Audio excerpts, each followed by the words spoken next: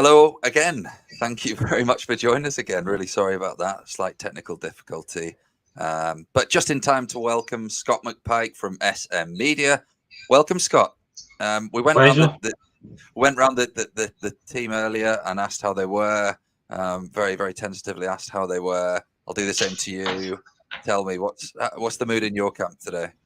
I just kind of reviewed it back and just looked at. I think we'll get into a lot of different things, but I just think it's a very strange thing of I've seen this movie before, and that's kind of where I've come down on. It's just where you kind of go through this once a year, and one season out of six you didn't. There's kind of a point where it just hits, and this is it. But overall, I think there's a lot of things to dissect. So I think, I mean, it's weird, but we'll get into it, I'd imagine. But it's very strange. Sure. And Scott, tell us a bit about what you do with SM Media and some of the different fingers and pies that you've got. Yeah, so there's a lot going on in terms of kind of Scottish football. We're kind of reaching the end of the season. There's a lot of leagues finishing. So as I say, we cover a lot of leagues in Scottish football. Cover both the men's, women's, kind of junior game as well. There's a lot going on. We're also kind of doing a bit of kind of golf and racing. We're into kind of like boxing, wrestling as well. Doing a lot of stuff at the moment. So yeah, just a busy time. And as I say, we've got our own Rangers channel, Rangers Assessment. A lot of the guys that have been on this have been on there as well. So no, it's a good spread. There's a lot of stuff going on. So it's a busy channel, and it's always busy. But Rangers is always kind of worth talking about as well. So we'll get into that. Well, at least you're busy and you haven't had the time to stew on everything. Although I'm guessing when you get into bed and the eyes shut, it all starts blowing around your head. I know it does for me anyway. Look, we'll get back into kind of where we were. And Scott, for just for your knowledge, we were talking through a bit about how the game yesterday panned out. Got a graphic here and with a different number of different charts and information on there. And I guess we kind of got to the point where we were talking through what is it that's stopping our creative players. And we mentioned who was on there. We had Seema, we had Lawrence, Campwell, Silver, Roof, all players who, you would expect, given the wages, given the pedigree, given the track record with some of them, that they should have enough to unlock, this Dundee team, really. And Cammy, you were talking through, I don't know if you kind of want to pick up where you were about that. You said it was the $1 million question and whether or not it's them sort of gelling or whether or not it's just the mindset's changed. Feel free to take over. I think, to be honest with you, I think there's that all collectively, nobody's wanting to play a difficult pass. Nobody's wanting to. I thought we were very static. I think it was very difficult for the movement wasn't great. You could see the manager on the touchline frustrated at that from very early on in the first half. But I think bravery and belief and actually wanting to grab the game. I get very frustrated, particularly with Cantwell, because I think he has the ability, but doesn't appear to want to grab the game by the scruff of the neck. And then when he does do bits, it's in the areas that don't really help us create anything. It's a lot of easy passes rather than trying to play a ball inside the fullback for Seema to run onto, which happened. I think Cantwell played one lovely pass for Seema that nearly came about, but that was it for Cantwell for me. Silva, I think I said, has been a huge disappointment since coming in on loan. Seema, I thought, offered bits, and Roof just looks like a player that hasn't played a lot of football, despite undoubtedly having a quality. So individually, they are all good players, but at this precise moment, but none of them want to be that person that actually grabs it and takes it by the scruff of the neck. Yeah, I think that's really fair saying that, and I think the way you've gone through and talked through about Roof and Campwell and some of their individual performances, they have shown examples of the sort of the level they can play at. You put them on a tough away game where expectations are very high.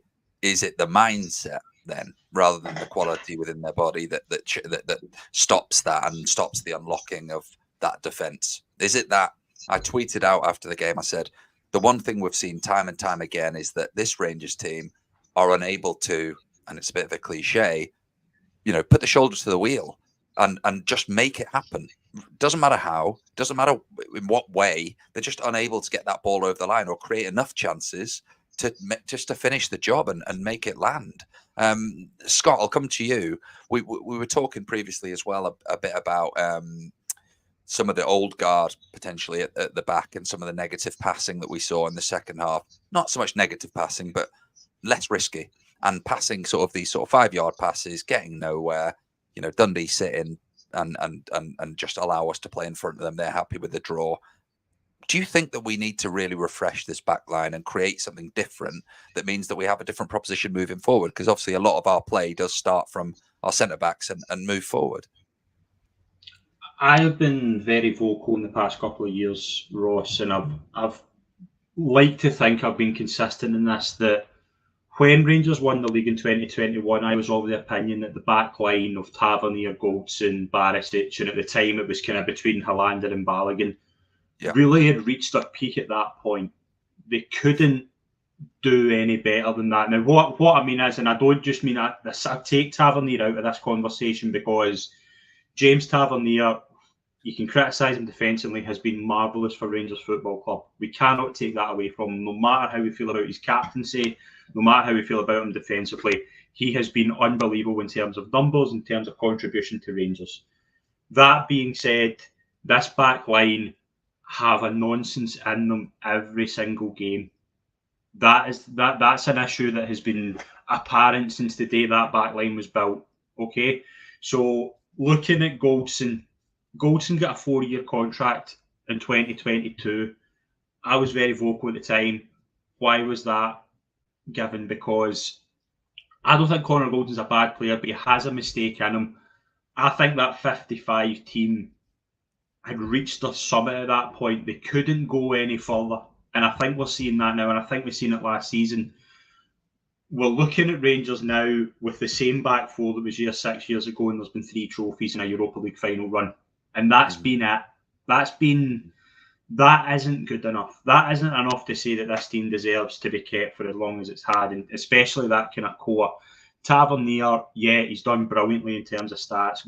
Barisic, I mean, you couldn't find a bigger Borna Barisic fan than me 2 years ago, but the minute that Lila Bada ripped him to shreds at Celtic Park, he should never have been included after that. That was his low point. He could never recover from that, because all I think of now is that's the guy to get ripped to shreds by Lila Bada. Yeah.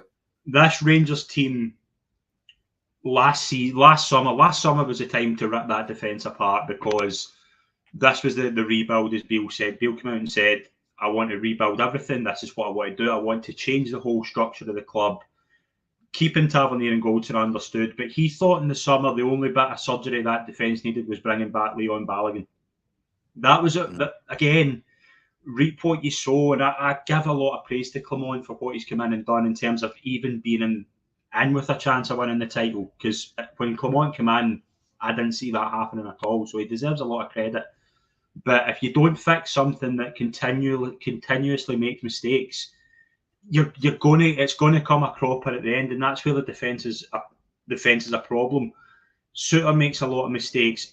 Goldson makes a lot of mistakes. Tavernier gets exposed a lot at the back. Barisic has been a problem for at least 2 years. We're having the same conversations we've been having for 2 years. That's down to not being able to fix it now. You can't fix something that doesn't know what to do. This defence cannot stop making mistakes. Now, they're fairly comfortable in Wednesday. Dundee don't have a lot of chance. I think they've obviously got one in the first minute, but apart from that, I can't really remember Butland being that busy. Butland's brought a solidity to the side, but Butland even now is at the stage where he's going, I don't trust these guys in front of me. Now, it was different last season. McGregor wouldn't come off his line, so the defence was exposed a lot. See, when the goalkeeper, and especially a goalkeeper with the class of Butland, doesn't trust his back line, that's your time to come on. Has probably looked at that and went, I need to split this up. And it should have been split up a long time ago. But this is the moment where they've achieved all they can. They can't do anything more. They can't, even winning a Scottish Cup isn't going to be enough if they somehow get the league title, which I very much doubt. they cannot move into next season, because I have said repeatedly that back line gets managers the sack, and Clement is too good to be in that conversation, because that's where it's going. That's Clement doesn't detonate it. That is where it's going. That I can't see any other outcome than that. Yeah, and as you say, we've seen this movie time and time again, and I think it's not just in my opinion, it's not just the mistake that they have. It's also the progression of the ball forward. I was looking at some of the stats for Connor Goldson and his sort of long passes, and I think 45% of them actually reached a Rangers player. Technically a long ball. So what we're saying is that the majority of his passes forward are aimless, essentially aimless, which is a big concern. And a lot of when we know we'll have a lot of possession, we'll be playing in front of them. With them sort of sat there, and we're going to be having a lot of ball in front of them. That progression forward is key to our attack, not just our defence. Bob, I want to come to you and just one last thing about the defence before we move this on a little bit. Do you think it's a real worry that it's not against the big teams that we're struggling with our high profile, strong, great centre backs and wing backs? We're actually conceding goals against teams that should never, in any right, be scoring the amount of goals they are, whether it's from corners, whether it's a ball dinked over the top, whether it's bullying our centre backs. That's a big worry. Clement must know that, surely. Yeah, I think you can only look at the past two games, maybe even the past three, as a major highlight to go. We've had the intensity of the Old Firm game, where again they've lost 3 goals. So again, that Scott kind of touched on, there's a mistake in there. The Ross County game, you've made the second bottom team in the SPFL, with all due respect to Ross County, look far better than what they're showing this season. Their strikers seem to have had a field day against their defence on Sunday, and again, even though it was a 0-0 draw on Wednesday, they may not have had. They seem to cause more problems without that attacking threat. So yeah, it's extremely worrying that if Clement doesn't address it in the summer, and we go into next season with 2-3 of the back 4 now, going into that season as our first team, as starters, I think we could end up to having a very similar season as the same as we've had the last 3. Just very worried that if he doesn't address it, and hopefully himself and Coppin are already looking in the summer for that freshness, because as Scott said, this team has reached the end of the road, especially the old guard. So I think it's definitely a worry if they continue past the end of the season. Look, thank you to everyone that's watching. This is the Rangers Journal. Please put your comments and like and subscribe as we continue on. We'll get those up and we'll talk them through and share them out with the panel. So please keep putting them in. There's one last thing that I just wanted to ask before we move on to hopefully brighter and more positive things, because I'm feeling really depressed right now.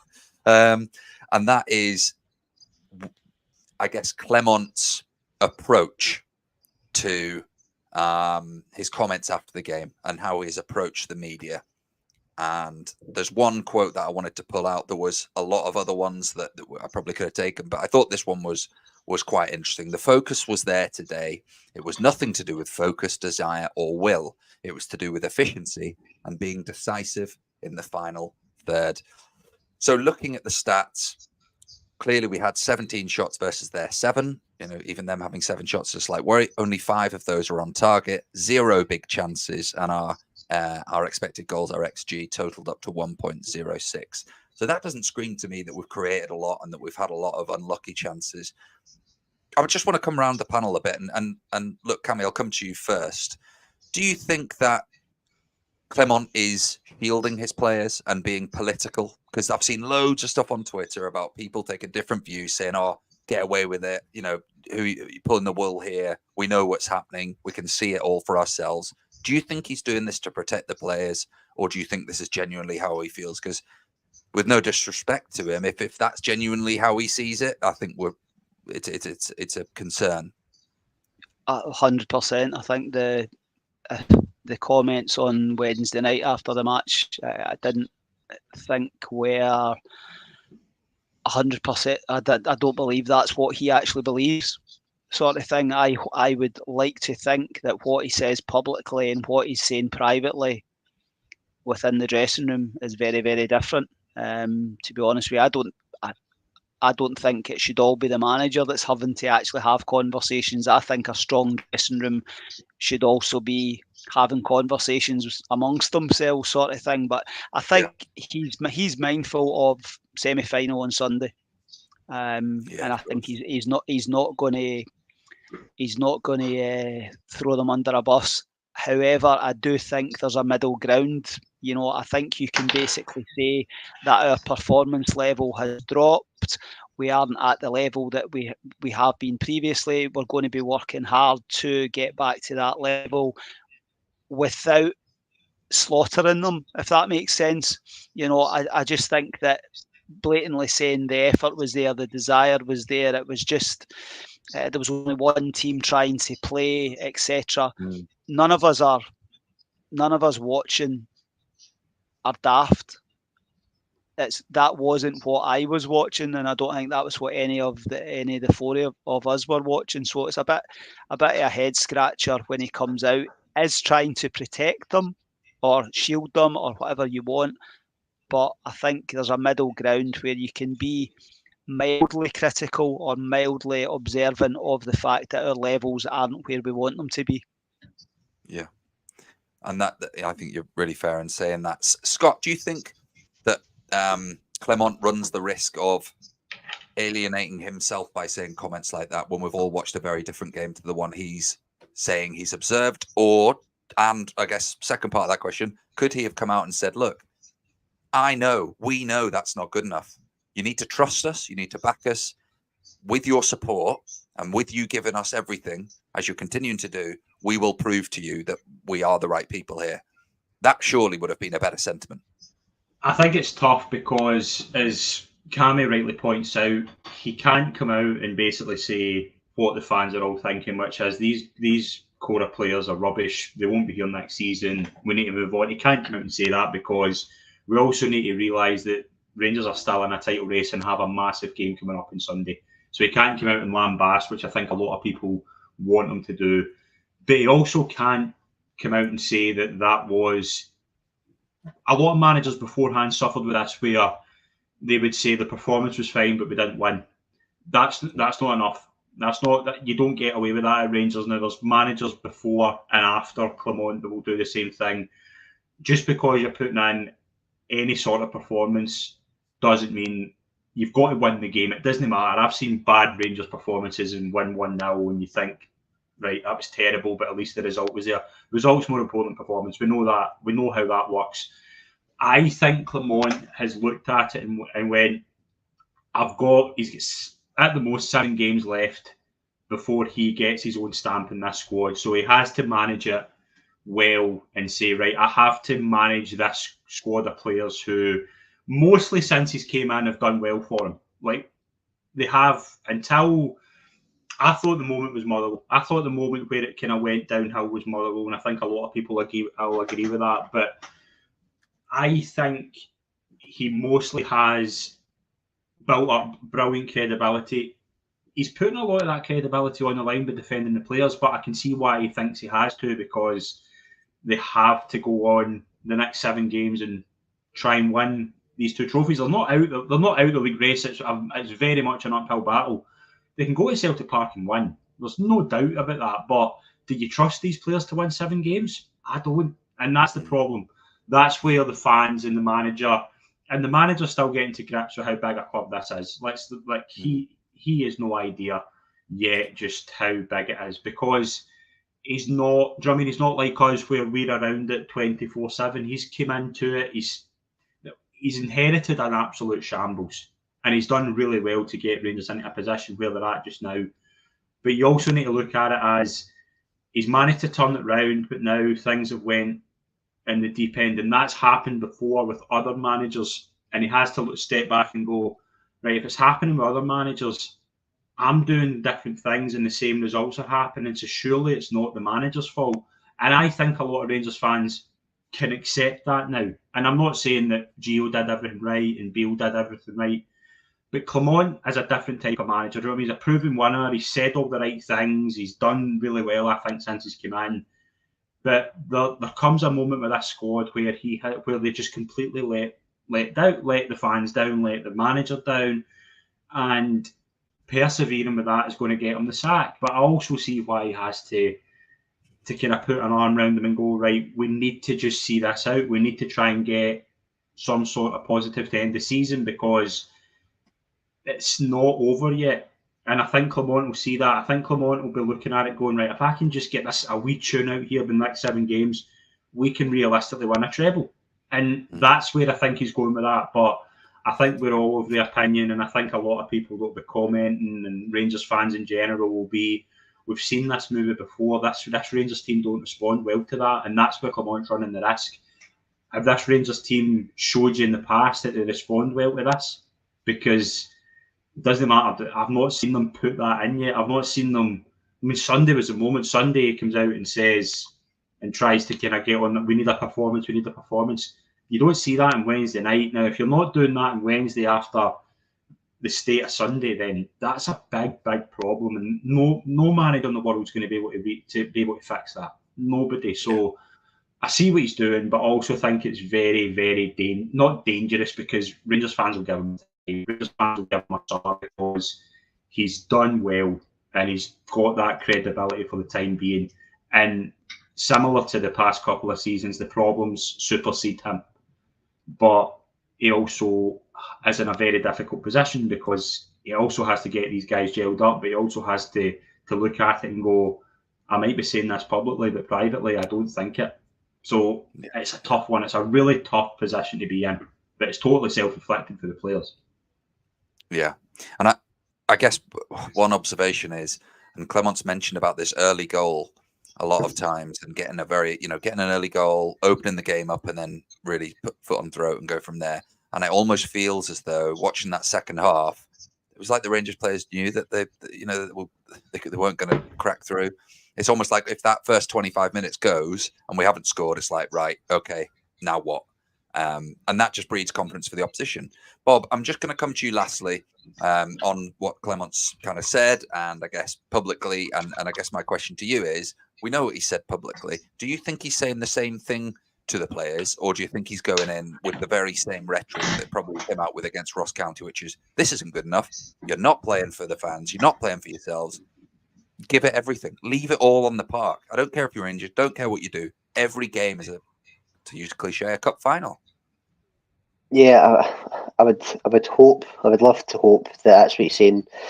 Behind closed doors, Ross. I think everything that Scott and Cammy have said is correct. It's the same as yourself. I think he's playing a very delicate game, because he knows that he has another, 7 games till the end of the season, so he has to keep the players on side until then. But I do think that if he's not realised it by now, and again, it comes back to what you were saying, that one of the first things he said when he came in was, we have to have that synergy with the fans. Now, the fact is, as Cammy said, the fans aren't daft. If he starts to try and feed lines to the fans that the players are giving everything they've got, when in the eyes of the support they're not, he's going to start losing the credit that he's built up since October when he came in. So to me, he has to really be telling these players behind closed doors, look, this, especially for the weekend coming with the semi-final, you've got a chance to end the season in a cup final. We're only 3 points behind in the league race. There's still plenty of twists and turns to come.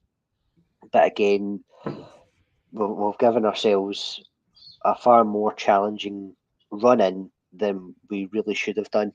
With these past 2 games not getting maximum points, and even going back to the Old Firm game, not coming out of that with a win wasn't brilliant, but we would take the point at that point because we had the game in hand. But now that we've played that and we're sitting where we're sitting, it really has to squeeze a last ounce of performance out of these players, and hopefully they've got something they've got something left to give. I'd really be disappointed if they've chucked it this. I say this early, but with 5, 6, 7 games to go, I think it's a difficult one. It's strange, isn't it, as well, because I think we all agree that Clement's the right man, and I don't think anyone's going to say anything opposite to that. It is frustrating when we did have a patch of 6, 8 weeks where we were playing great football, scoring freely, conceding very little at the back. So the players can do it. And we don't want to overuse the term frustrating, but when you look at each one of those players in the team versus each one of the opposition, take Dundee as an example, every single player you would pick a Rangers player over the Dundee players. But for some reason, that it hasn't happened. And I guess that's the mindset thing. I guess it's negativity. I guess it's they've been in this movie. We've seen the movie. They've been in it. So they probably feel like there's this inevitability to it. Anyway, let's just take a deep breath, everyone. Let's take a nice, relaxing moment. Let the shoulders fall. Inhale, exhale, all of that. Let's start breathing some positivity back in. This is the club we love. We're still in with a fantastic shout of a treble this season, and there's still a lot of football to be played, both by us and by those that we're challenging and are challenging us. So let's look ahead to this weekend. Let's have a look at our opposition, Hearts, in the semi-final of the Scottish Cup. And Mr. Cameron, I'm going to come to you first, and I will let you talk through your team, and then I'm going to absolutely rip into you about Borna Barisic. Please go ahead. Yes, this was 9 o'clock this morning when this team selection was done. I was just awake at that point when you harangued me to get my team selection in. So this team is 10 out of the 11 that started the League Cup final against Aberdeen. The only reason, and I stress the only reason that Barisic is there is for balance. We had a conversation before we came on. I'm not a fan of Dujon Sterling playing at left back. I just think it impacts the balance. But I also want to get Sterling into the middle of the park where his energy, pressing, commitment is needed in that area. Since that team was selected, reports have came through that Ridvan Yilmaz is a possibility to come in. So Ridvan Yilmaz has replaced Borna Barisic since 9 o'clock this morning. Ross McCausland obviously has had limited time in recent weeks due to injury. I would play him on the right and play Sima on where I think he's at his best on the left hand side. He will link well with Ridvan Yilmaz and Dessers through the middle. I'm not saying by any stretch of the imagination he is the perfect Rangers number 9, but I think of the 3 available, he's the one that I would go for. And I think key player Tav. I think Scott was very vocal in what Tav has contributed to Rangers, and I think he will be needed. He will be needed at his best level. I think his level has dropped significantly in recent weeks, and I think we need him back to close to his best on Sunday for us to reach the final of the Scottish Cup. Yeah, I think that's fair enough. And look, I'm sure the teams will be reasonably similar. I think there's times when we've looked at the squad and thought, yes, it's great to have options, but given the performances recently, I think we do feel a little hampered probably in actually who's going to deliver and do the job for us. So time will tell. Let's move on then to the next. So it's my one next. So I've gone for a little bit of a different setup this time. So Butland, Tavernier, Goldson, Suter, Yilmaz if he's fit. For me, I understand the concerns about the defensive performances recently, but these guys will undoubtedly have to play a part between now and the end of the season, and these are the senior players who have been to Europa League finals, so you would hope, having had a positive result recently at Hampden also, that these guys will be there to win and will really step up. I've gone for a midfield of Lundstrom and Sterling with Lawrence there also. I think Lundstrom and Sterling provide that bit of steel. The game against Dundee, I don't want to keep going back to it, but I find myself doing it. We found ourselves overrun by, slightly smaller players, slightly less physical, but they really were dictating play, which was a huge surprise. But for me, I think Lundstrom with some legs around him, like Sterling, who can break up play, is the right man to do it. I think Lawrence can also provide a bit of steel in there as well, whilst providing an attacking option. I know that Cantwell, when he played outright last time, I think he was subbed after 40 minutes or something. But I guess my thoughts are that him and Lawrence can interchange a bit, and Cantwell can pull in if needs be. It's also good to have, what you would hope your best players are on the pitch. I think the goal that Dessers scored the other week, where Cantwell put in a brilliant ball, shows that Cantwell has an ability out there to do that. He can also retain possession quite well. On the other side, I guess I've kind of gone for an asymmetrical front three with Rabbi Matondo a little further on to provide that sort of powerful running down the left-hand side. Clearly, he's got an ability to cut in and shoot on his right-hand side, albeit he didn't show that against Dundee. But Hibs and Celtic proved that he can do that. And then I want to see Sima up top. I think he's played enough games now, having had an injury, that actually, do you know what? The guy's probably there or thereabouts in terms of match fitness. I've always thought the guy could do a job at number 9. He's pretty clinical in his finishing, albeit against Dundee, he didn't do it. But, at the same time, I do think he offers something, a bit of pace, very good in the air, and could probably cause some problems. Lads, what are your thoughts? Want to rip it to shreds? Do you think Cantwell can play on the right? I think he can. I just don't know if he will. I think it's difficult because I just don't see any circumstances where he doesn't play. I don't think he'll play Sima through the middle. I think I think he's got so much trust in Sima, and I think this is something I was going to come on to as well. I think he has to give Tavernier a bit of protection, and I think Sima's the only winger that can do that. So that's the reason I think he'll go with Sima on the right. I just don't think, I've been of the opinion of this for a while, I don't think Lawrence and Cantwell play well together. So I just don't know if that's going to fit. And I think with Cantwell, a big problem on the right is that he tries to come in, and I just don't see it. That team looks fine. Again, so does Cammy's as well. Both are fine. We're going to have 4 different teams here, and there's a reason for that. It's because there's absolutely no consistency, and there's no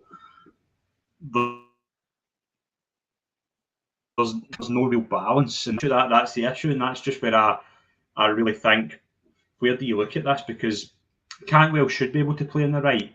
I was of the opinion when Dill came in, I thought Dill was going to be quite a good right forward. I don't think he's a winger. I think he's kind of that right forward who can kind of tuck in and kind of do a lot of kind of protection towards the kind of fullbacks, but he's just not been tried there. But again, I think a lot of things that we think as fans and we kind of look at other clubs, I don't think the people I don't think they really assess that the way that we do. And I'm not saying we're better at it. I'm just thinking that there's a lot of things you can look at and see, right, how about we try this? But it just doesn't happen. And I'm not saying Clement has got one arm tied behind his back and a foot tied behind. Do you know what I mean? Like he's got a foot and arm tied together. In terms of injuries, he's just never had a clear run. So I don't think it's the right time to try things. I think it's the right time to just get the win. I don't care if it's a 1-0 most boring game in history. Just get the result, because if there's not a result, then the manager will begin to get a bit of stick, and I don't think it's fair. So I don't think he'll change it too much. So I can see why people are going for it, but I'm not sure. Yeah, Paul had mentioned about playing Sterling, Raskin and Diamonde. Clearly, Raskin hasn't played a lot of football. Diamonde coming back from an injury, and Sterling somewhat of an auxiliary midfielder, albeit he did do that well. But I would probably echo your comments, Scott, that he probably won't change it too much. And if I was a betting man, would probably revert back to a team that he played probably maybe 3-4 weeks ago when we were on a bit better form. Let's move on to the next team that we've got. So, Bob, over to you, bud.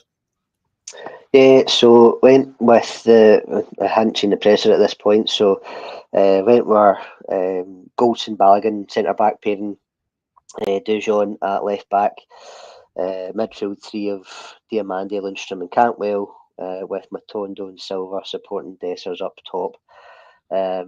To me, I would have hoped that if Yilmaz is fit, he'll come into the left-back position, and I would probably take Lundstrom out, to be honest, just the way he's been playing the last few games, and put Sterling in with Diamandi. With the pace, with Matondo and Silva up top, I would hope that we would be able to create more opportunities for Dessers than what he's had recently. I'm sure there's an argument to say you could probably put Sima out wide or put him up top. Obviously, with other teams that have been put up, but I do think I don't want to overdo him since he's just come back from injury. I don't want to injure him. I know we're playing at Hampden, we're not playing at an SPFL team's pitch, but I'd like to think he'll be on the bench and maybe come on and help us if we need it. But I'd like to think that this team would be good enough to give us a positive result. I think if Balogun's recovered from his sickness bug, I'd like to put him back in just to see how he goes with Goldson. Again, there's maybe a bit more of a relationship there than there is with Goldson and Suter. Again, we've discussed that before, that partnership with Suter and Goldson just doesn't seem to be working. So, again, reverting back to the title winning season with the centre back pairing, but I would hope, considering after Wednesday, I think Dujon should start. I'm kind of hoping he doesn't play left back. I'd hope he starts in the midfield, but as I say, I guess if Yilmaz isn't fit, that's probably where he'll start. He might get moved forward, and later in the game if we're comfortable. But I do think he's one of the small amount of players that have really shown a bit of fight over the last few games. So hopefully he gets I say a lucky goal. Hopefully he gets a goal and we end up with a positive result. But I'll open up to the guys if there's any negative or any challenges to what's in front of them. Bob, just out of curiosity, I kind of understand where you're going in terms of just looking at the team. Like, do you not think Sima, in terms of what he brings, in terms of I think in these type of matches you need players who can bring moments. I don't think there's many players in that lineup who's worth it. Are you kind of thinking Sima, maybe half an hour if it's 0-0, get him on? Is that kind of where you're looking at that? Like, yeah, I think the difficulty, Scott, is as we've touched on it. I'm struggling with Silva again. I understand he's a big money player, and we've got him on loan, and that's maybe why he possibly starts in place of Sima. But yeah, I would agree. I think if we're really struggling in that first half, I don't think Silva comes out second half. Based on his form, based on the way he's been playing, I would probably swap them two. Again, you could probably swap him and Sima and Dessers as well, considering Dessers hasn't been the most prolific over the last few weeks as well. But yeah, I think I understand with Sima's has positive experiences against Hearts. He obviously gave us the win earlier in the season at Tynecastle, so there's definitely something that he can bring to the team. I'm just not sure fitness wise. If he's he could start, but I wouldn't want to risk him for. And well, I would maybe risk him for an hour if he does start. But yeah, I think with the way Silver's playing, I think Clement will maybe try and give him another chance. Yeah, fair enough. I guess one question, and we haven't really touched on Hearts' team. Do you think we need to look at our midfield, given that we were kind of overrun and we know that Franklin usually drops in? Do you think we need to keep an eye on that and potentially put someone on him if he goes, or if he drops, then almost like a bit of a man marking job, because he does link up play very, very well. What's your take on that, lads? How do you trust to man mark him? Because goals. Look at the strikers that have scored against Rangers this season. Miofsky's done it. Simon Murray, the boy Bear at Motherwell, Shanklin's done it. Kyogo's done it several times. These strikers have a field day against Rangers. There's nobody there. Like, the danger men are scoring against them, but they're not. Rangers aren't good at man marking. They're terrible at it. Like, there's games. Goldson could be on the centre midfielder. It's just terrible. Like, I watch it, and I'm not a big kind of stats and analytics guy, but I look at it and go, like, what on earth? Like, surely they're not coached to do that. Like, sometimes. Like, look at the Miovski. I think Goldson has really struggled since Miovski battered them at Ibrox. The Rangers luckily came out with that a bit of a less of a bloody nose than what I thought they would after that. But Goldson and Suter are terrible against big strikers, like against kind of poacher types. They're terrible, and that's what I'm talking about. Kind of blitzing a defence. Like, I don't trust anybody in that defence to man mark a guy like Shankland. And I'm not saying Shankland's goals this season against Rangers have come from he managed to get on top of Yilmaz, which again can happen, but Shankland's a far better striker than any Rangers striker, and it's not close. So how do you assess that in training? How do you stop that guy? Do you know what I mean? He's far better at getting in behind than any Kyogo. They cannot stop Kyogo. I'd say Shankland's not too dissimilar from Kyogo. So again, it's just very, very tough. I just don't think there's a guy that centre back line can deal with a striker. They just can't. Even in Europe, they can't. I go back to Darwin Núñez a couple of seasons ago before he was Darwin Núñez at Liverpool. He destroyed Goldson. Yeah, like this isn't new. We've seen this so often. Connor Goldson's never had a good game against Damien Brophy. Never. I think he must have played him 20 times. He always gets the better of Connor Goldson. Connor Goldson doesn't like that type of striker. Neither does John Suter. Those two I think will have to start. But it's kind of where I think the game's going to be won and lost if they can kind of somehow contain Shankland and avoid him. Because Shankland's very good lately at kind of building up play. But if you can stop him, then I think that's probably where the game's going to be won and lost. Yeah. I think when we beat them at Ibrox 5-0 and Shankland barely got a touch or a kick in, I think we clearly did a good job. So hopefully there's something in that the guys maybe got it in his head or whatever it would be. Obviously his connection with Rangers, whether it's transfer, whether it's his own kind of support of them through the years.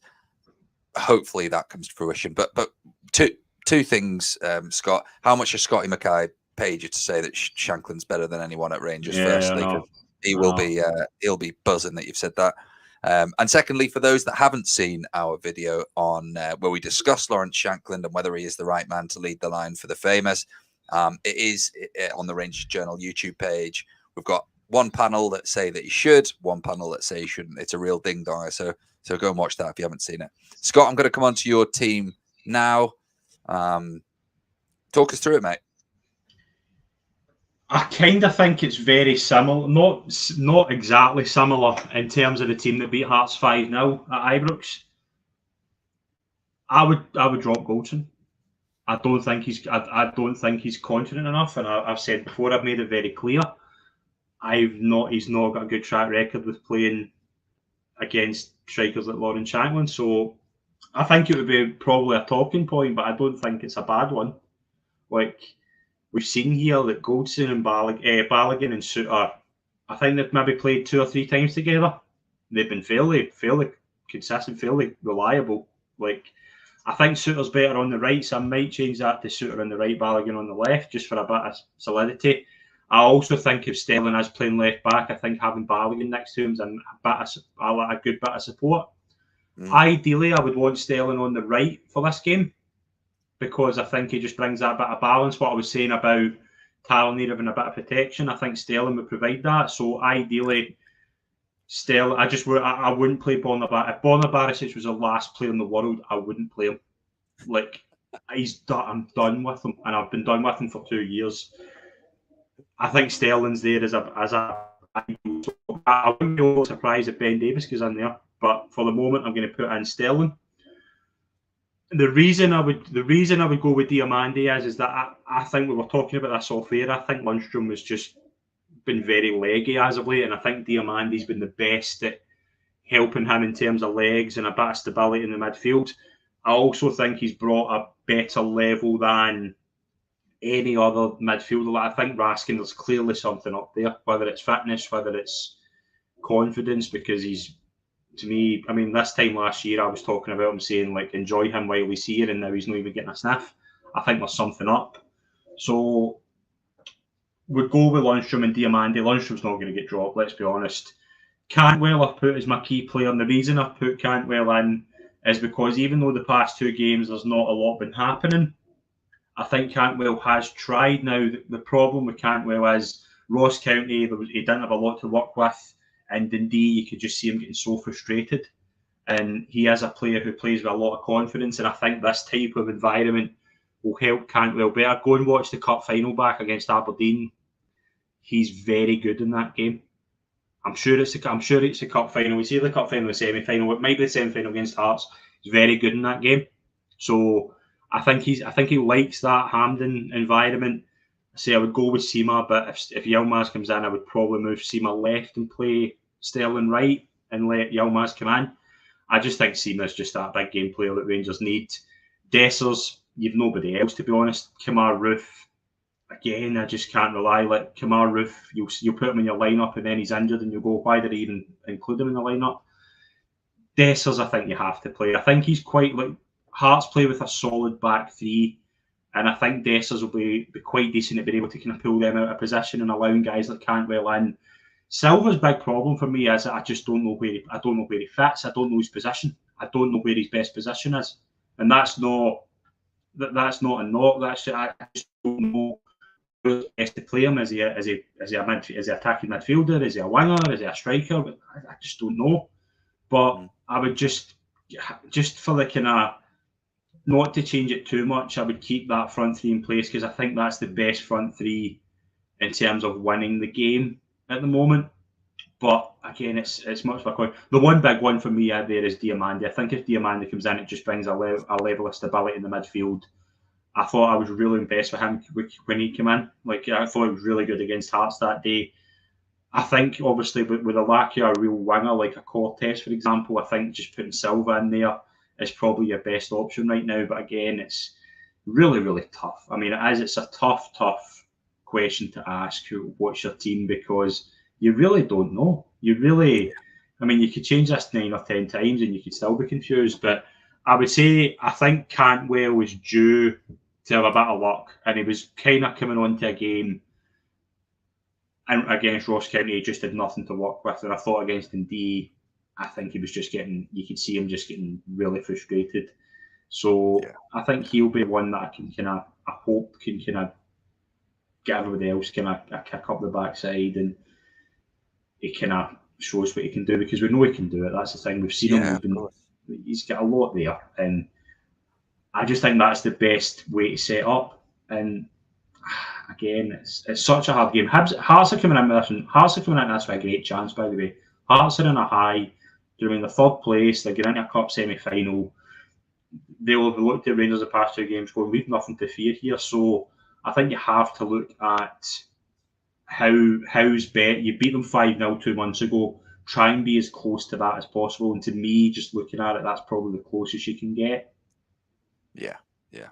Well, look, I think all the teams have their pros and cons. Cammy, I want to come to you and just and ask you, how do you think, or shall I phrase it differently? What is our best way of breaking through this Hearts defence? Again, another $1 million question, but I'm going to ask you, what's our best way of doing that? Do you think we continue to try and feed the ball through and break the lines? Or do you think we revert back to something a bit more that we're used to, Tavernier bombing on a bit and getting constant deliveries into the box that may bounce or drop or penalty or whatever it would be? What do you think is the best way? I think the 5-0 game a couple of months ago, which is probably the last time Rangers played particularly well, I think that showed the tempo, energy, just effort. A lot of cliches, but ultimately it's just about the intensity. For me, I regardless of the opposition, I think if we play at an intensity and an effort level, the quality of the players, as much as a lot of them are bang out of form, will see us. But I think if we lapse into easy passes, lateral passes, as I said earlier on, just revert to what we did on Wednesday night, it'll be a tough afternoon. But I think if we play with an intensity on the front foot, try to take 2-3 touches. Don't take 2-3 touches. Taking extra touches, just get the ball out your feet, move it, pass, move. A lot of simple stuff. It's not. This isn't Real Madrid we're playing on Sunday. No disrespect to Hearts. Yeah, we have got better players. They just aren't showing it at the moment. They all have their faults, but the 11 that goes on the park, regardless if it's any of the 4 selections that we've done, they're all good enough to go out. should be. But we have to go out with the intensity and the effort level. Do that, and we'll win the game. Yeah, it's a great point, and that's probably what we've been missing. So maybe Diamande's the key, maybe that intensity in midfield and, you know, constant pressure and wave after wave that we just haven't seen. We've been very pedestrian, haven't we? Right, lads, we're going to wrap up in a second. But before we do, I just want to do a quick round the table of a scoreline prediction. And Bob, I'm going to come to you first. I'm going to go for 3-1. Go 3-1. Hopefully, Silva gets a goal, Sima gets a goal, and Dujon Selin gets a goal. There we go. Love it. Positivity breeds positivity. Yes. Cammy, where's your head at? I think we'll win 2-0. I think Cantwell will open the scoring, and Tav will get a penalty later on in the game. Okay, love it. Scott? Probably 2-0 as well. I think Cantwell will score the first, and I think Dessers will get a goal. I think that'll. I think we'll get a wee lift. I think Dessers will score. Yeah, 2-0 Cantwell and Dessers. Okay. Well, I was thinking 2-0 as well, but to mix it up, I'll go with 3-0. I think if we can get an early goal, I know it's a bit of a cliche, but if we can get that early goal that we've been craving in these recent games, then I think we're onto a good thing. And look, it's been a tough week. We've been here before, and no doubt we'll be here again in the future. But we've got to stay positive. We've got to keep believing that Clement's the right man, and that there is a nucleus of a team there to at least win us 2, if not 3 this season. Thank you to everyone that's watched, commented. Please do like and subscribe. Check out the other videos that we've got. I'd like to also say thank you to the panel tonight. Guys that are making your debut, you've done a sterling job. So thanks very much for taking the time out to join us. Let's hope for a good result on Sunday, and we will catch you on the next pod from the Rangers Journal.